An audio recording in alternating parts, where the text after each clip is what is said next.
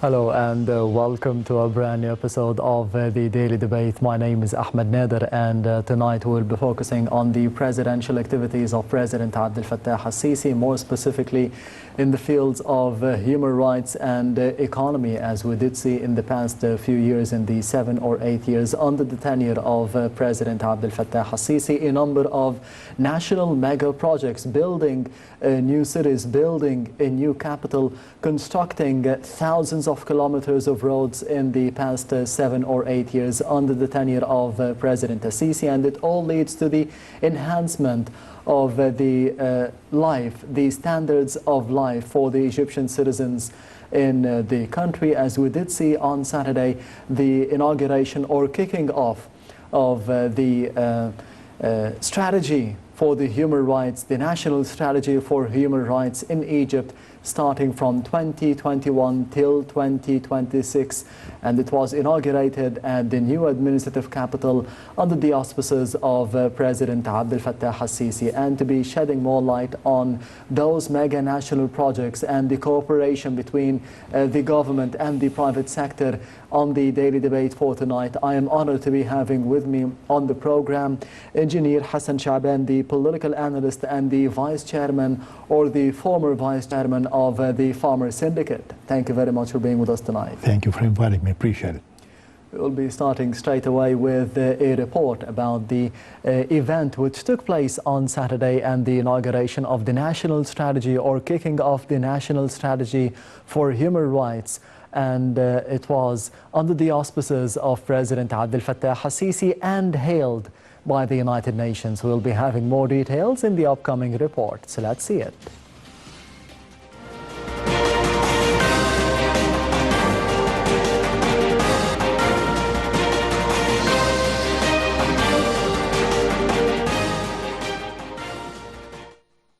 President Abdel Fattah al-Sisi announced 2022 Year of Civil Society as he launched on Saturday the National Strategy for Human Rights.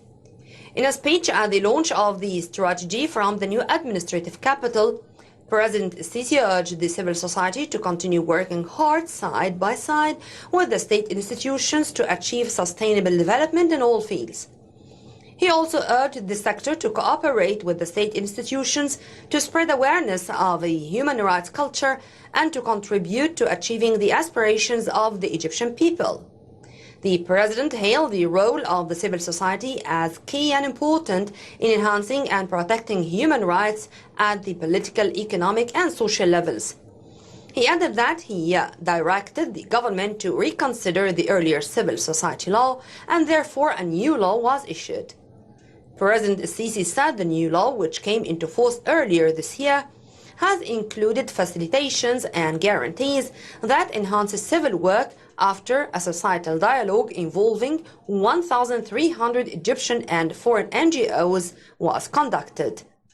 He noted that the state is committed to respecting and protecting personal freedoms, the right of political participation, the freedom of expression, and the right of the formation of civil society organizations. During a roundtable discussion on the new strategy at the event, the president cautioned against the consequences of people imposing their opinions on others. al-Sisi affirmed that the Egyptian state will continue to exert tireless efforts at the level of the freedom of religion and belief.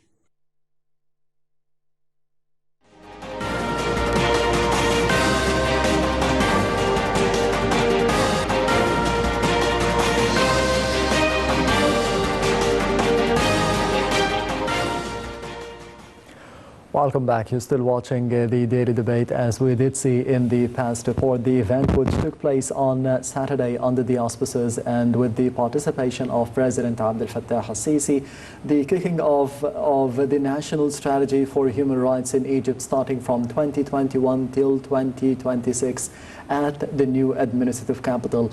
Engineer Hassan Shabaan, how did you see such an event, first of all, and what are the repercussions of having such a step on the daily lives of the Egyptian citizens? You know, for the last 6 or 7 years, the country was busy building and developing the new republic.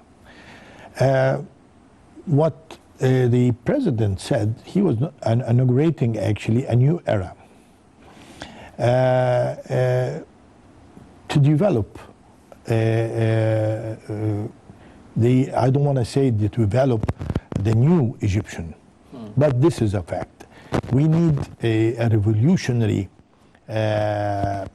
procedure to enhance human rights and make people to be able to express their opinion, contribute to what the government is doing, and feel that the people and the government are all in the same boat, going into the right direction. So I think the coming era will see a lot of contribution from the civil society to the programs of the government in the developing. This is the development of the new Egyptian. What do you think it would be meaning to be naming the year 2022 under the name of the civil society in Egypt? What difference would it make? Actually, we were always accused by some foreign entities that Egypt do not really fully respect the human rights for one reason or another.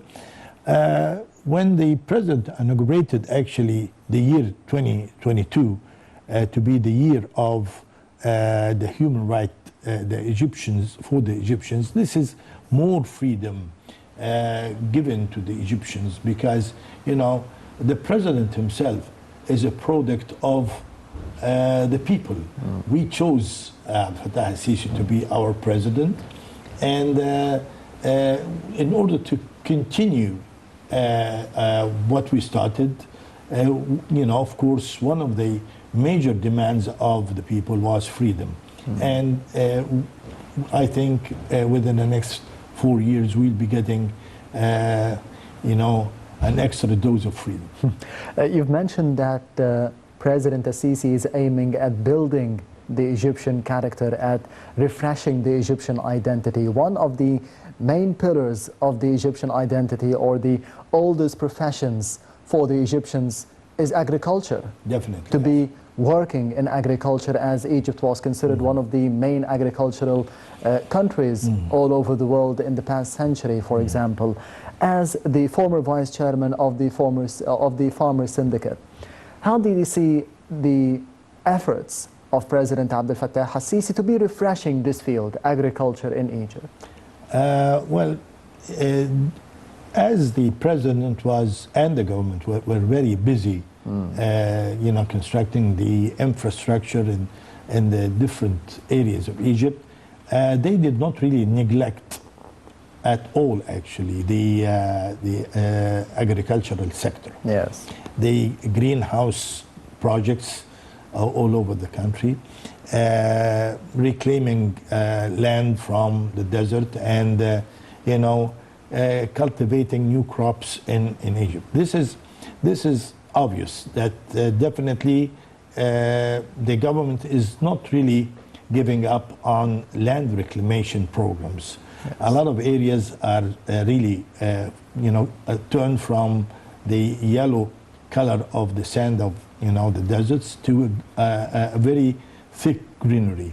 So I think the government will, within the next few years,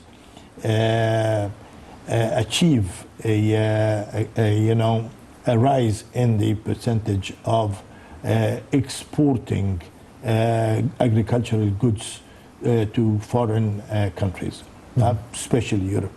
We all speak about human rights in Egypt, as you've mentioned that we need more expression, we need political freedom, but as I've mentioned, the economy, as President al-Sisi always says, is important for the Egyptians, for the Egyptian citizens. They need a better standard of living, for example, and this leads to the economy, and this leads to another sector, as I've mentioned, agriculture, industry. So it's not just about the freedom of expression, it's about how can I be having a better life for the future, for my children, for my grandchildren, for the future in general. How did you see this agenda being translated on the ground in the past 7 or 8 years? Well, you know, there is no doubt that the government is, you know, trying its best to improve education methods. And this is not only in major cities, this is all over Egypt. And this is a very ambitious program, actually. This is number one, because education is a main issue. Number two, I think the different programs that the government and the president, you know, sponsored by the president, actually, for healthcare, women, and generally speaking, the Egyptian citizen, is definitely appreciated. But again, Egypt suffered for so long from negligence, and one should not really expect that the president or the government have a magic wand to change things overnight. What happened in the last 30 or 40 years will take some time to be repaired. I think what's happening on the ground is definitely a miracle. Hopefully, you know, we will see positive results within the next few years. Also, we're going to have to bear with this, because I understand that, you know, we are all subject to pressures, and we will all actually benefit from what's happening. It will be, you know, when the fruit is ripe, ready to be eaten, this will take some time. You cannot really change the damage that took place in a number of decades overnight, as I said. So we're going to have to bear with what's happening. And, you know, the ambitious housing programs. You know, when we talk about the countryside, the Better Life program is a very ambitious program. Hopefully, we will, or the government will be able to turn again the Egyptian village to a productive village, because, you know, we've lost this over the years. The Egyptian village actually became a consumer village, actually, instead of producing, you know, goods for the urban areas. So I think the government is taking it very serious. Hopefully within a year or so, I think the farmer in the countryside will feel the difference. Let's keep our fingers crossed. A Decent Life initiative, it targets about 50% or 55% of the population of Egypt. Yes. How do you see the importance of having such an initiative, especially that, as you mentioned, a lot of Egyptians and people living in the countryside, they wanted to get out of it. They wanted to be leaving behind agriculture and crops and all of those fields and going to the capital, going to Alexandria, the big cities all over the country. Do you think that those initiatives, or the Decent Life initiative in specific, could be leading to more people living within the countryside, to be satisfied with living here, to be having more money living here instead of going out? Well, let me put it this way. In order to convince the young people in the countryside that they have a chance to live a decent life and get paid, you know, a reasonable amount of money, you're going to have a program. When you actually develop the Egyptian village, you're going to have to create, you know, a big number of jobs actually for the young Millions. people. And you're going to have to retrain the young people for new jobs. Let me put it this way.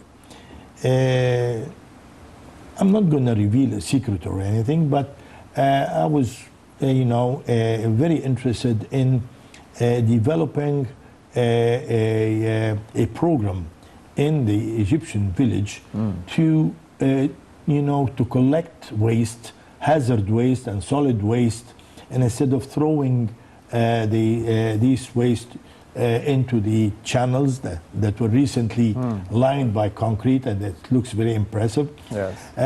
You know, so if we actually create a company that can collect all these waste and you know, recycle it, and I think one of the you know, Egyptians, a very brilliant Egyptian, actually invented recently an incinerator as a friendly to the environment incinerator that does not produce any carbons into the air, and it could change all the hazard and solid waste into fresh water, and it could be actually used in agriculture or even in human use.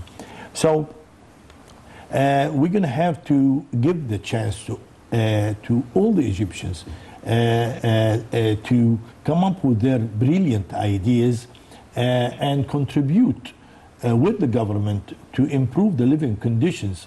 A lot of the organic substance that you could get from the waste collected in the villages could be used as compost, as a fertilizer, natural fertilizer for the, you know, in agriculture. So you're going to have to be creative. You're going to have to utilize what you have to the benefit of the village.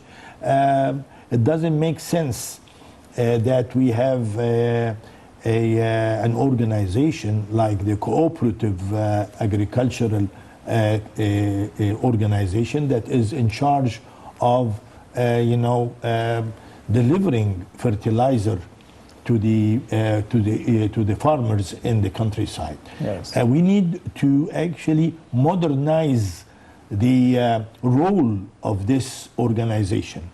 It not to be limited only to give away fertilizer in a reasonable price to the farmers. No, we would like you know, to connect.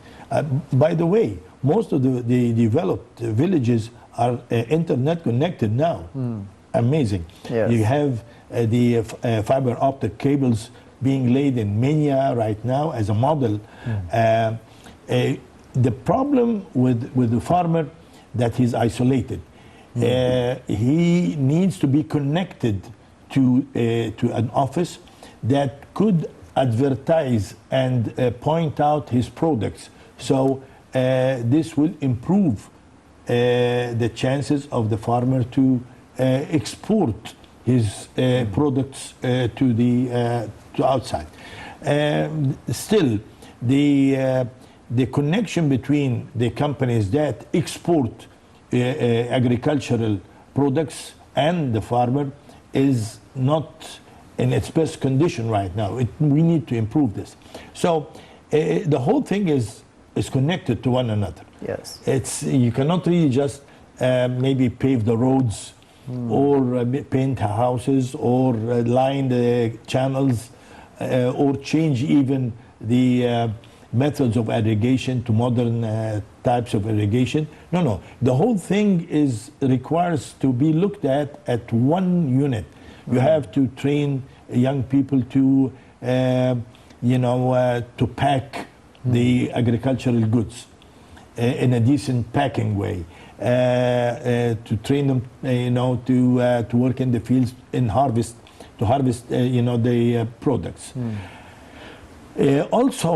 Also, you know, in the new areas like the new Delta or the Egyptian countryside, yes. the new Arif al-Masri company, I really like to see an industry in each of the new villages that depends on the agricultural products as a raw material. Probably it will pop to your mind. I'm talking about maybe sugar. No, I'm not only talking about sugar. I'm talking about drying fruits. It doesn't make sense that we're not really on the top of the list of the olive oil producing country. Yes. It doesn't make sense that we do not dry fish and we import it from countries like Spain. We have the sun, we have the solar energy, we have everything. So we need to be, creative, come up with new types of industries that depend on the agricultural products. So you improve the living conditions and the standard of living in the countryside. Engineer Hassan Shabaan, at the beginning of the episode, you've mentioned the importance of education. Right. In terms of agriculture as well. It affects agriculture. Definitely, yes. We have seen in the past year building universities at King Salman, for example, in Sharm el-Sheikh, At-Tur, in those places, and they depend on tourism for Sharm el-Sheikh, for example, for Hurghada. Can we have the same idea to be having more universities, more institutes to be educating the youth and training them on how to be a farmer, to be indulging science and education into agriculture at the same time? And as you've mentioned, that the university would be near the agricultural lands, would be near the industrial factories that depend on the produce. Well, we have, a new piece of cloth, actually. It's a virgin areas that we are really working on right now. The new delta, all of these areas are really new, and it's up to us to plan it well in order to achieve what you just said. We have already agricultural faculties, Faculty of Agriculture in Cairo and in Shamsin. But again, what we require is a technical trained farmer, trained to use new methods of irrigation, trained to use reasonably the amounts of fertilizer that is added to the crops, using new equipment to train the farmers to use new equipment, the maintenance of this equipment. Maintenance is a big issue in Egypt. We built a lot of excellent projects, but the maintenance team that comes after that couldn't keep up. Yeah, we cannot really keep it in the original shape it started. So maintenance is one of the main issues that we really need to really consider. And I think sincerely the government should consider forming a number of companies that in charge only of maintenance, because a lot of these great projects and beautiful buildings becomes covered with spider nest, and it doesn't really make sense that over the years you say. So we need always to keep it in a clean and good condition. So for the benefit of the system. Right. Once you finish a project, a new project starts actually. Yeah. How to maintain this project in good condition. So actually, the whole thing is very much connected to one another. The countryside requires a revolutionary way of thinking, to retrain people to a new type of life. Do you think that the current generation of farmers, they have those qualities, they need just training, or we need to be having a new generation of young farmers who can have or can know the new methods of agriculture, irrigation, marketing, for example? Let me put it this way. I think the generation coming up, I mean, we're talking about the age of 18, yes, which is going to be drafted to the army. I think the army is doing an excellent job in training people who are drafted right now, because the army itself is a big school. Today, you have a lot of experiences in the army. The army is interested in agriculture, and it trains the drafted young men. Once they are trained, for a number of years. Once they go back to their own villages, they will go back with the new experience. But again, I would like to connect things together. Like, once I establish a village in the new Delta, I will put next to the village a school, a hospital, and a factory that uses the products of the new cultivated area as a raw material in this particular factory. I would encourage the young people who are trained in the army and give them the privilege to apply for a house in the new area, and maybe I give him a share in the company to incent, to create, the motive for him to work hard.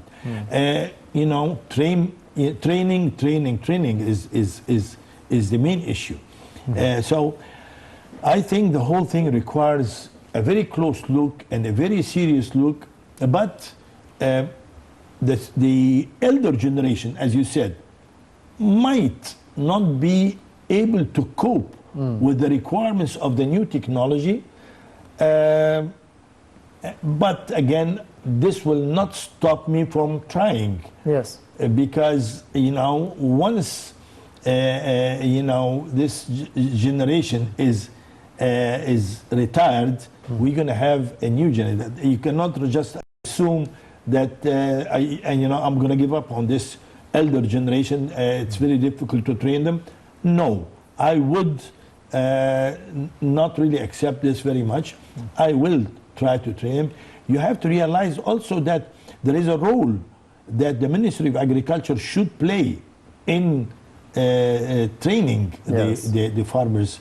So it's not to our benefit that we work in separate islands, actually. The Ministry of Agriculture should know that there is a big responsibility to train. The army is doing his job, actually. So all of this, in the end, should pour into the interest of the Egyptian farmer in the countryside. Focusing on this expression, working on different islands or separate islands, and being on separate islands, starting together. You've mentioned that the farmers sometimes they feel isolated from the government, that there is a missing link between the farmers and the government. Do you think that the private sector could be playing this role in the near future as a link between both parties?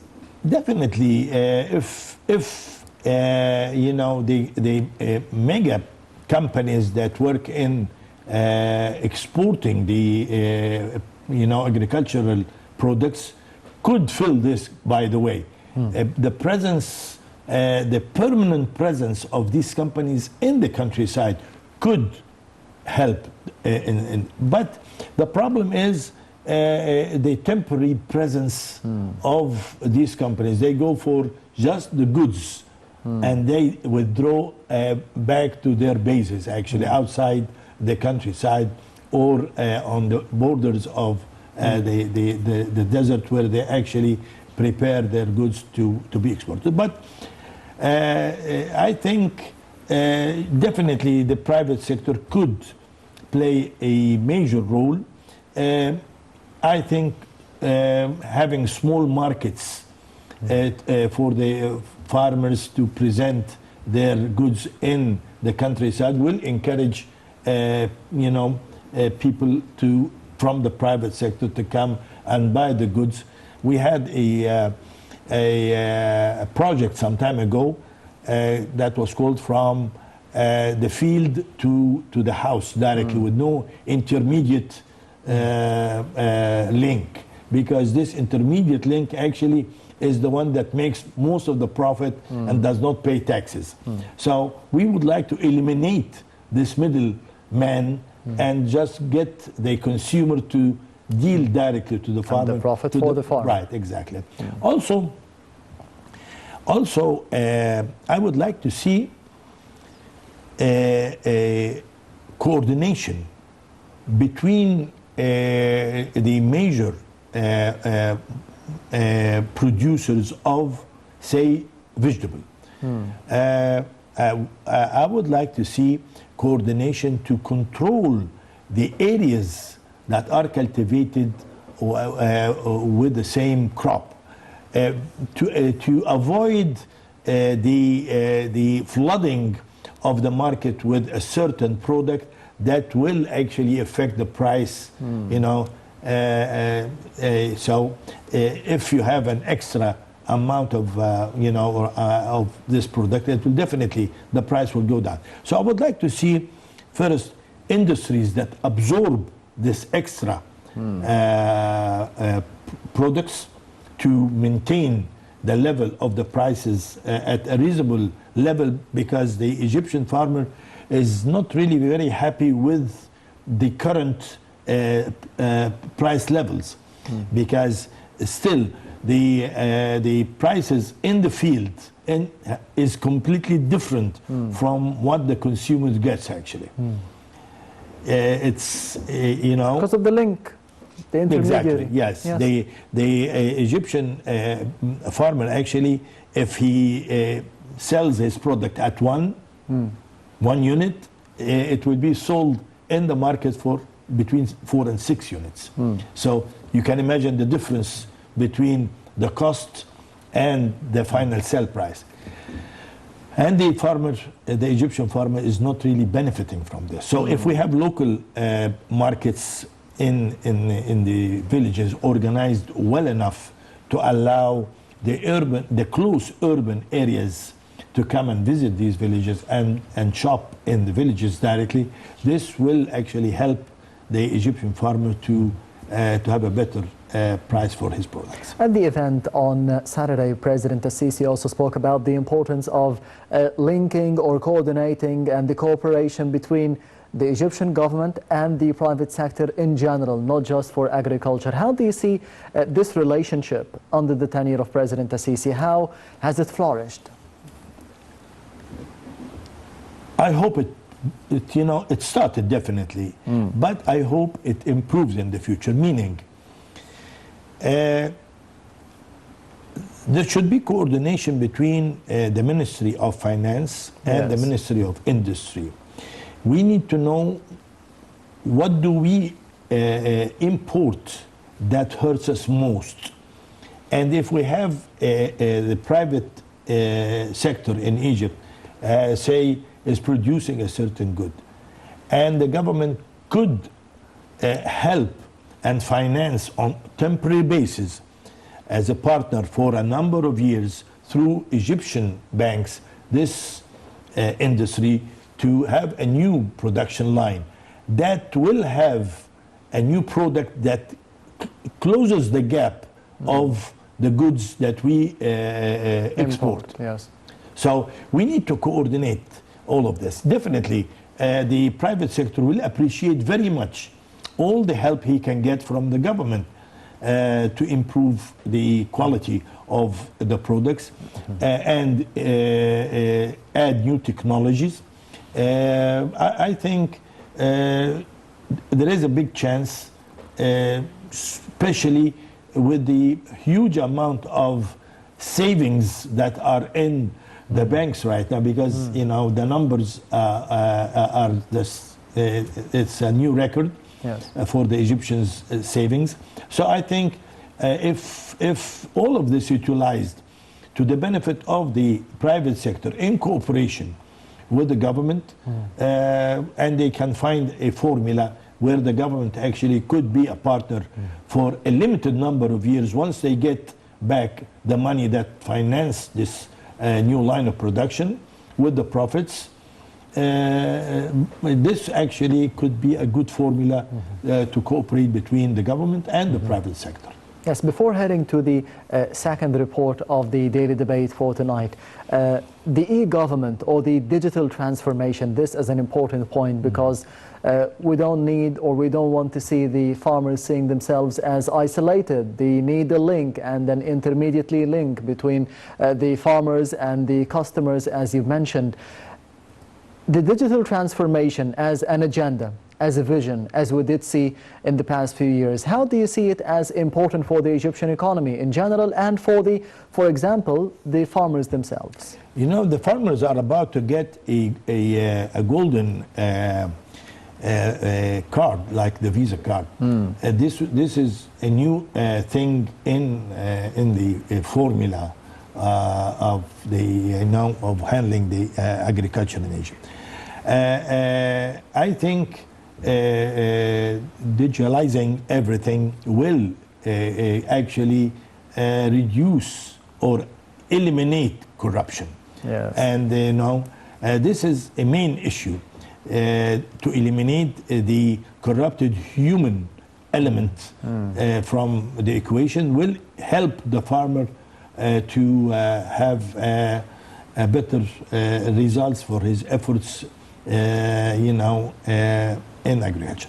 I think the whole thing is going into the right direction. Of course, like anything else, it requires a lot of guiding and training for the farmers to believe in the new system, that it is done to their benefit, and it will actually, improve their living conditions on the long run. Yes. Eliminating corruption and raising the standards of livings for the Egyptians, as we did see on Saturday, one of the main goals of human rights here in Egypt, as we did see the inauguration of the National Strategy for Human Rights in Egypt 2021-2026 under the auspices of President Abdel Fattah Hassan, and in the presence of His Excellency on Saturday at the new administrative capital. We'll be having more details about the event in the upcoming report.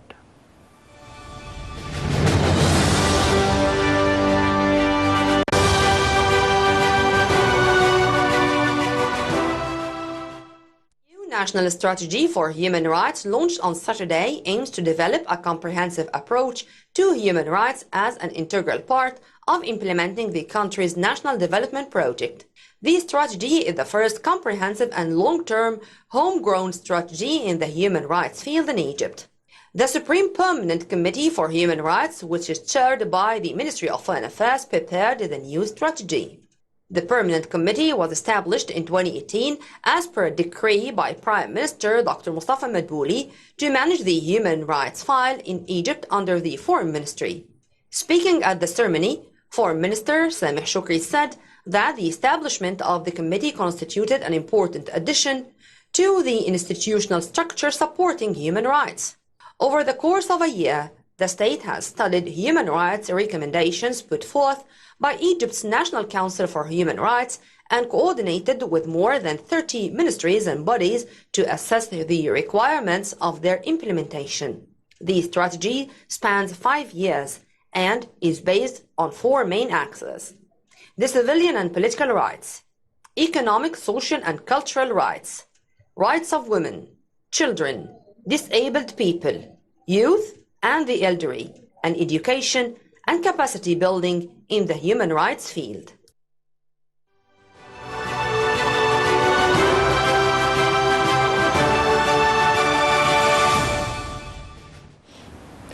Welcome back. You're still watching the Daily Debate. Engineer Hassan, Shabaan, as we did hear in the past report, that health is one of the main issues that is important for the Egyptian citizens and for the human rights of the Egyptian citizens as well. How do you think this file in specific improved in the past years? Definitely, there is a lot of improvements actually in this field.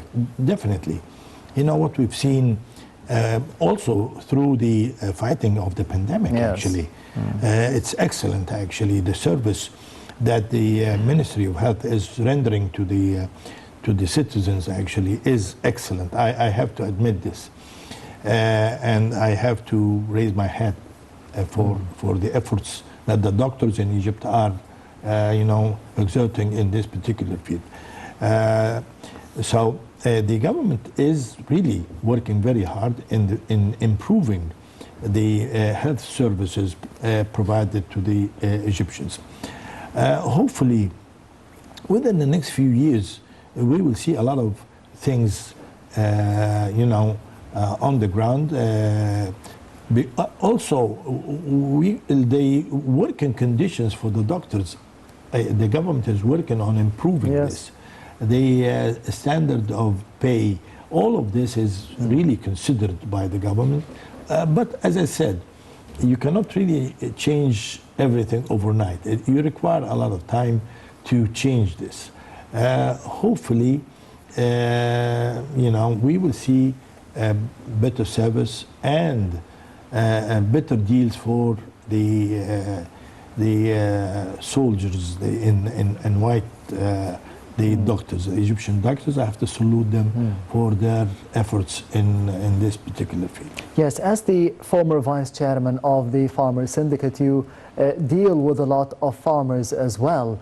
How do you think they are having now the medical services that are being produced by the health ministry and the levels of the sanitation in the countryside now, specifically during the fight against the coronavirus pandemic? Well, let me put it this way.